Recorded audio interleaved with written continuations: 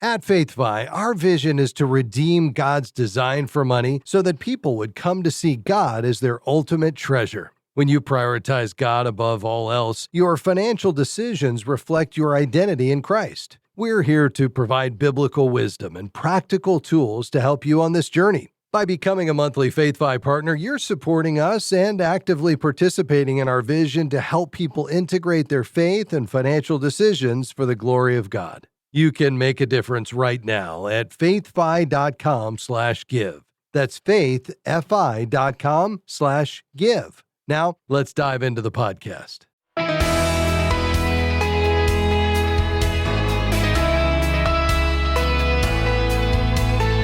When one listener's burden becomes another's calling, the body of Christ went to work. Hi, I'm Rob West. Every now and then we get to see what happens when God's people respond to very real struggles in extraordinary ways. Renee in North Carolina joins us today to share how a simple phone call led to a powerful act of generosity. And then it's on to your phone calls at 800-525-7000. That's 800-525-7000. This is Faith and Finance, biblical wisdom for your financial journey.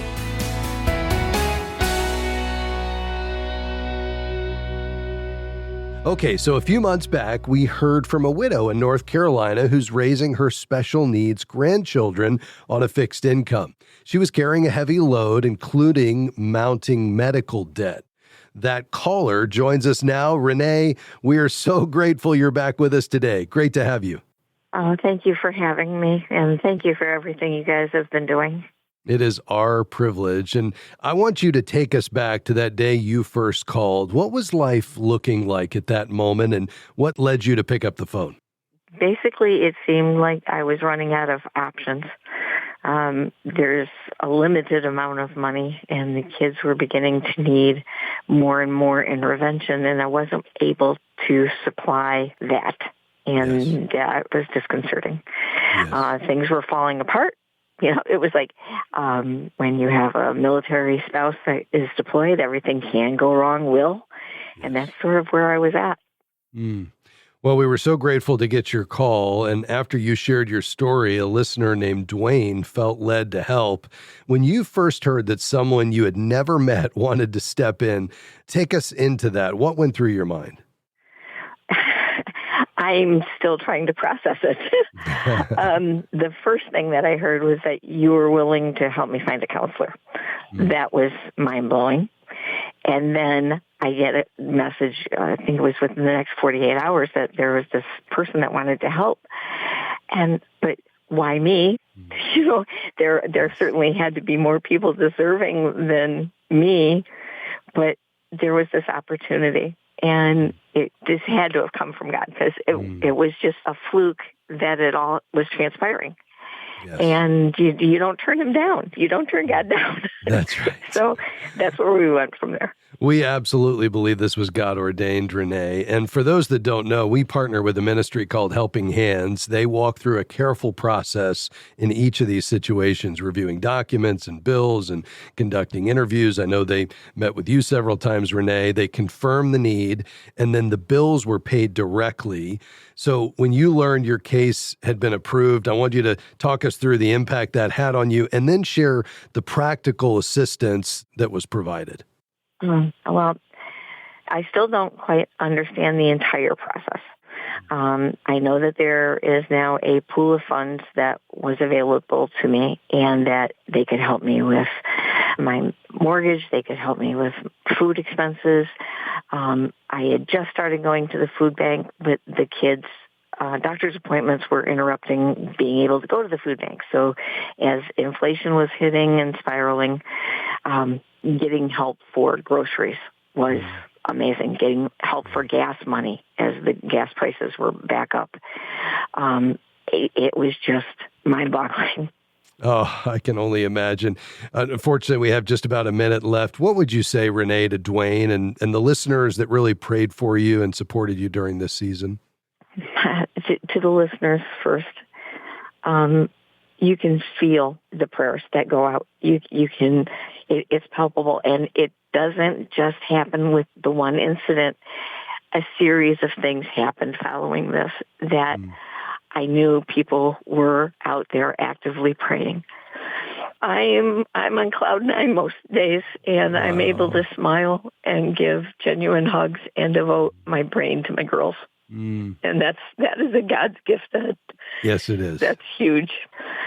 To Dwayne, I am forever in your debt.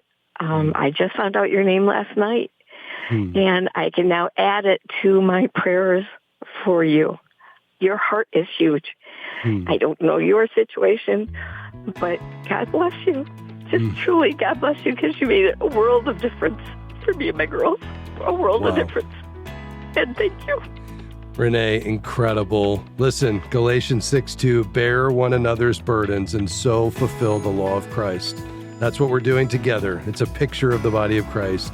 God bless you. You'll continue to be in our prayers, and thanks for joining us today. We'll be right back.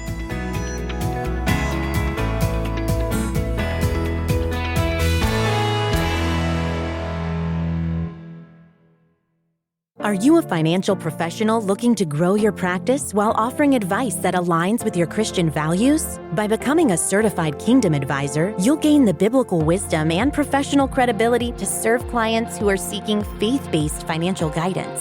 Each year, more than 75,000 people search for a certified Kingdom Advisor. Join our community and share your expertise with clients looking for someone who shares their faith and values. Start your journey today by going to kingdomadvisors.com/getcertified. Faith in Finance is thankful for support from The Good Investor, a book by Robin John. In his book, Robin shares his journey from an immigrant child struggling in school to co-founder and CEO of Eventide Asset Management, a faith-based investment firm. This faith and work memoir seeks to inspire readers to view their work and investments as opportunities to honor God and bring blessing to the world. More information is available at goodinvestor.com. That's goodinvestor.com. Great to have you with us today on Faith and Finance. I'm Rob West. We're taking your calls and questions today. That number, 800-525-7000. That's 800-525-7000. We'd love to hear from you today. We do have some lines open. Our team is ready to take your call. Let's go to Florida. Eric, how can I help you? My concern is credit repair. So I'm just trying to get some advice on credit repair. Yeah, very good. Well, here's the thing, Eric. As we think about this topic, the good news is credit can improve at any age. So, somebody in their early 60s, and I see that on the screen here that you're 62, working full-time. The focus really should be probably less on chasing a perfect score and more on what can I do to systematically improve that score over time.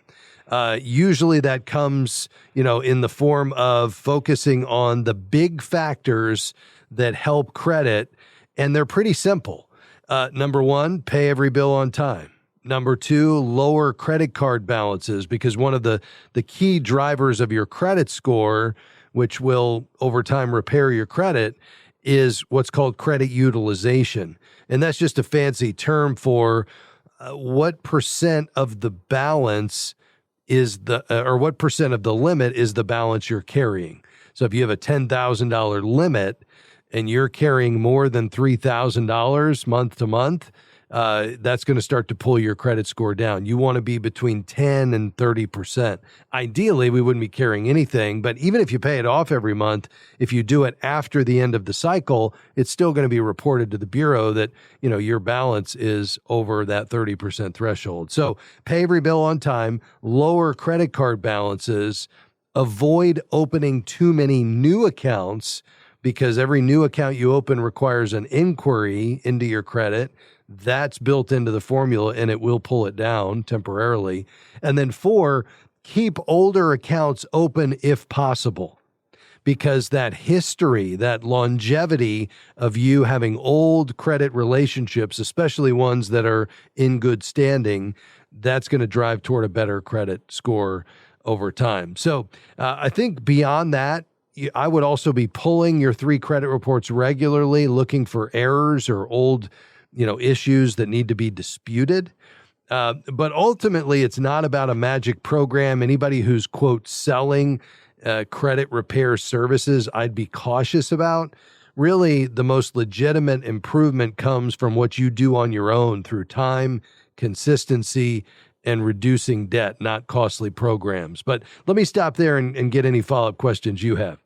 Okay, so what about paying collections off? Yeah. So it's important that you get those paid down to zero over time, whether that comes through you paying in full through maybe a payment plan or what's called a settlement. And it might be noted on the credit file that it was settled. But the key idea is, yes, those collections and those late payments are black marks. They are going to pull that score down. But as they become more and more distant and they're further into the past, they're going to affect you less. And the key is getting that reported balance on an account that was at one point in collections down to zero. And so the way to do that is to negotiate a settlement by getting on a payment plan. You can even ask for a pay to delete agreement. Not all collectors will do that, but that would be where they agree in writing that if you pay it in full, they're going to delete it. But typically, collections are going to stay on your credit report for about 7 years from the original delinquency date. And again, newer collections hurt more than older ones. So time will help, but also getting it down, to zero. So it was either paid for or settled in full. Yeah, so look for the deletion letter. That's right. Even if you settle, that'll get the report knocked off your credit, right? That's right. Now, they may not be willing to do that. In many cases, they're not. And then you're just going to have to wait for the 7 years for it to fall off. But remember, as it becomes older, it's going to impact you less. Now, the other thing to remember is, and this is important, paying a collection doesn't always instantly raise the score, but lenders often prefer seeing paid rather than unpaid. And again, your best defense, if you can't get it deleted, is time. You just want that to be in the past, and you want all of your new credit relationships to reflect that you're an on-time payer. Hope that helps, Eric. Thanks for your call. It's a great question. Let's go to Ohio. Dan, how can I help you? Yes, I have a question on CDs. I've got 2 grandchildren. One's 17 and a half, and the other one is 16.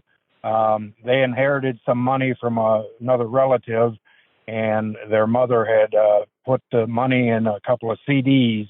It's only like $10,000. Those CDs are coming due, and there's a 10-day grace period when you can do something with it. My question is, should we allow it to roll over for another 2 years?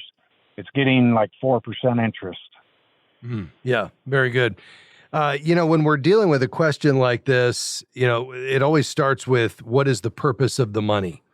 And so if the money is going to be needed soon for college or trade school or a vehicle or early adult expenses, then keeping it safe and liquid makes a lot of sense.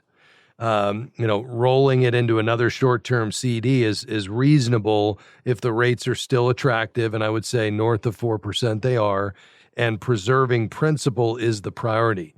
But because they're young and have time on their side, this also may be a moment to think longer term where, you could actually put this to work, in an investment. But it's all going to come down to the purpose of the money, which is going to drive the time horizon and the risk level that we're able to take. So give me a little bit more on how you see this money being used in the future. Well, I believe that they will be set themselves, for school, trade school. The money's not needed. I just wondering whether there's a better investment to make more money for them or allow them to get closer to 21 before they have access to it. I don't want them to have it now, obviously. Yeah. Is it in a custodial account? Is it titled with them? Yes, it's titled to the child and to their mother. Okay. Got it. Which is my daughter. Yes. Got it. So I think that's key. If they don't need the money soon and it's already in custodial accounts until age 21, it really becomes more of a long-term growth decision. And again, at 16 and 17, they have something incredibly valuable, and that is time. So locking everything back into short-term CDs may be very safe, but it's going to limit long-term growth potential. So a balanced approach could be to keep some safe if desired, but consider gradually moving part of it into diversified investments for longer-term growth. Because even relatively modest amounts invested young can compound significantly over time. Now, at the age of majority, and sounds like it's 21 here, they're going to be able to do what they want with it, including liquidating whatever investments you have and spending it however they wish. That's just the reality with a custodial account. But perhaps you getting it invested might encourage them to leave it alone. So I'd probably think about opening maybe a robo-advisor account, either Fidelity Go or the Schwab Intelligent portfolios, and see if you could open a custodial account, move the money over, get it invested in some low-cost index funds with a bias toward stocks, less about bonds, and just let it grow, forget about it, and then let them revisit this in, 5 or 8 years when they need the money, or perhaps leave it right there. Stay on the line, Dan. We'll talk a bit more. We'll be right back.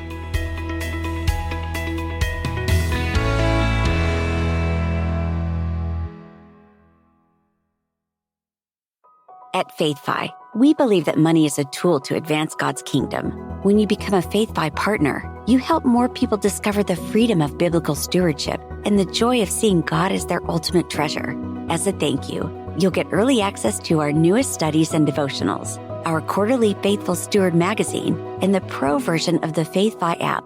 Become a FaithFi partner with your gift of $35 a month or $400 a year at faithfi.com/partner.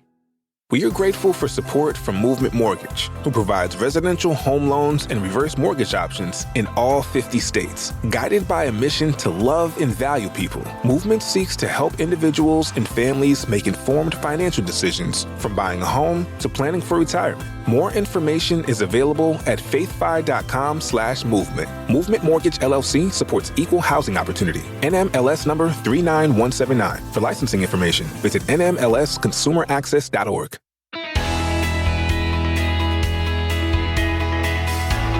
Thanks for joining us today on Faith and Finance. 800-525-7000 is the number to call. Let's head to Texas. Ron, go ahead. Hello. Yes, sir. Thanks for taking my call. My question is, I'm a sole proprietor. I've been working 47 years, and I'm still intending to until the Lord shows me otherwise. But my concern is, how do I balance giving to the family members, people that are in need, and I'm always ready and available to do that. But some have a problem with work, and they don't. And so now when emergency hits, they come and they have these needs, and they give me this number that they need, and it's usually huge. And I try to do what's proper in my soul, but I just need to know, in your opinion, how do you balance? Where do you draw the line in this? Am I enabling, or am I really gifting as the Lord wants me to? Yeah. Wow. That's a tough one, Ron. And it's where the rubber meets the road, and it's where a lot of discernment comes in. And I think it starts with a recognition that you are the steward. And so this doesn't belong to you. You're not deciding how much money of yours to give them. You're deciding how much of God's money that he's asked you to manage that you're to give them, which seems like a nuance, but it really does change the conversation a bit. It changes the approach because you're acting on behalf of the King of Kings.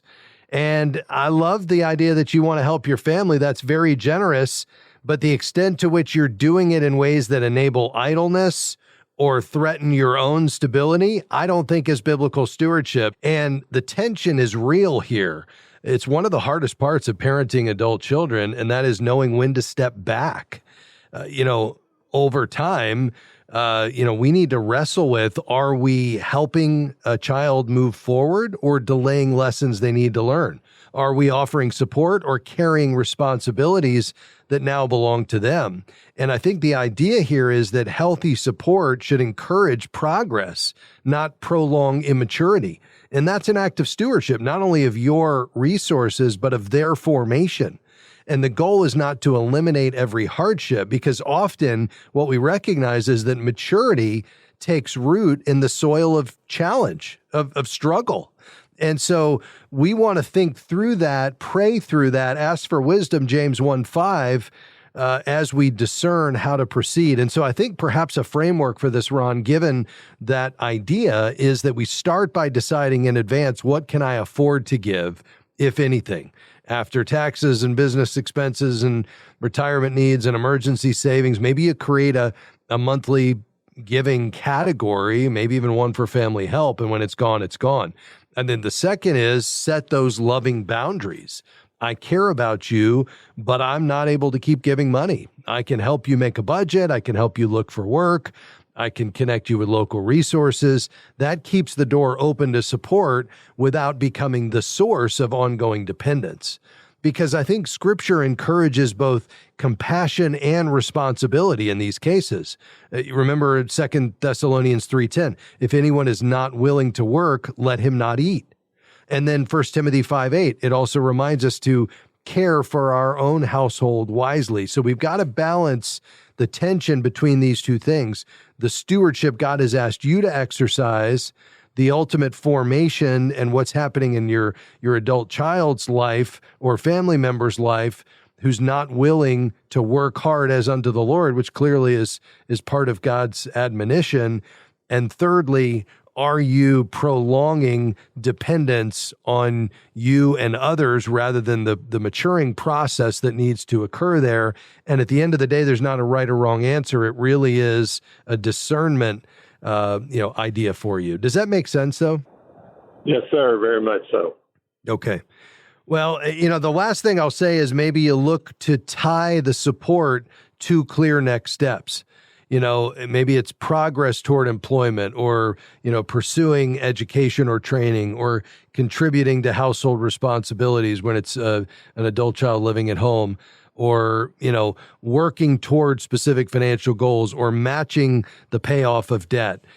In some cases, it's just completely abstaining and just saying, listen, I've given, but I feel like your next step is really to get out there and get that employment and, just lovingly decline further assistance, knowing in your heart that may be the very best thing you can do to put them back into a mode of taking personal responsibility and ultimately dependence on the Lord. Ron, we're grateful for your call today. To Palm City, Florida. Kobe, how can I help? Thanks. I appreciate the program. Been listening back since the Larry Marquette days. Oh, cool. Thanks. I've got a 401k through work, and I believe it's pretty much invested in like high risk type things, because when the market's good, it makes money hand over fist, but when it's not doing so good, it loses like big time. Through the company, it's called Empower. It used to be Prudential. And in their literature, there's an area where it says if you need help investing. But I'm just wondering your thoughts as far as investing through that company, or I don't know if there's any other options as far as, since I'm still working with the 401k. Yeah, very good. Yeah, Empower is one of the largest retirement plan record keepers in the United States.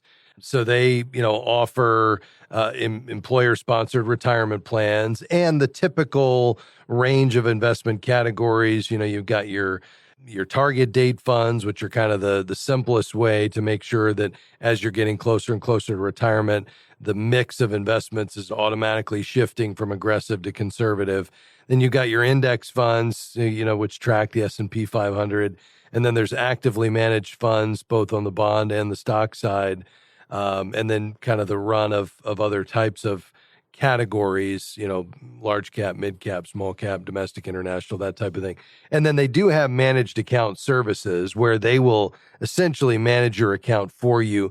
I wouldn't be able to say whether or not, what that has added in terms of a historical performance and whether, Empower can justify the fees that they're charging and give you a better rate of return, because at the end of the day, that's what you'd be looking for, is somebody to outperform the indexes or the managed accounts, because you're going to have to pay for that service. So perhaps you reach out to them and just find out what kind of data they can give you on how their performance has done versus the market.